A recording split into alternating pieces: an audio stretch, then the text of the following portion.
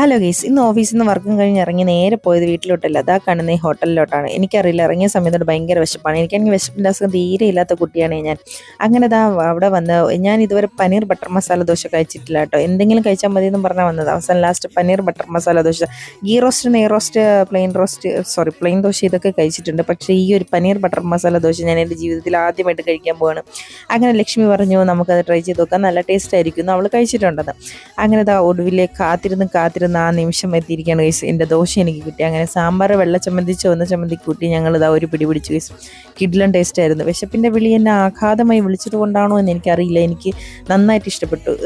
ദോശയുടെ കൂടെ ഒരു വടയും കൂടെ ഉണ്ടായിരുന്നു കേട്ടോ. ആ വടയും ഞാൻ വെറുതെ വിട്ടില്ല, അത് ഫുൾ അകത്താക്കിയതിന് ശേഷം ഞാൻ ഒന്നുകൂടെ പറഞ്ഞിട്ടുണ്ടെന്ന്. കാരണം വടയും നല്ല ടേസ്റ്റ് ഉണ്ടായിരുന്നു ഗൈസ്. ചമ്മന്തി സാമ്പാറും ഇട്ട് ഒരുമിച്ച് കുഴച്ച് തിന്നാൻ നല്ല ടേസ്റ്റ് ഉണ്ടായിരുന്നു. കൂടെ ഒരു ഫിൽറ്റർ കോഫിയും കൂടെ. ഇതൊന്നും കണ്ടിട്ട് നിങ്ങൾ പേടിക്കേണ്ട, ഞാൻ എന്താ ഈ തീറ്റ മത്സരം വല്ലതും നടത്തുവാണെന്നൊന്നും വിചാരിക്കേണ്ട. അങ്ങനെ ലാസ്റ്റ് എല്ലാം കൂടെ കഴിച്ച് കാലിയാക്കിയതിന് ശേഷം ഇല മാത്രം ബാക്കി വെച്ച് ഞങ്ങൾ അങ്ങോട്ട് ചോദിക്കാതെ തന്നെ അവർ ഇങ്ങോട്ട് അറിഞ്ഞു തന്ന ബില്ലിന്റെ പൈസയും കൊടുത്തിട്ട് ഞങ്ങൾ വേഗം വീട്ടിലേക്ക് പോകണം ഗൈസ്. അപ്പോൾ ഇത്രയ്ക്കുള്ള ഇന്നത്തെ വിശേഷം. Tata bye bye.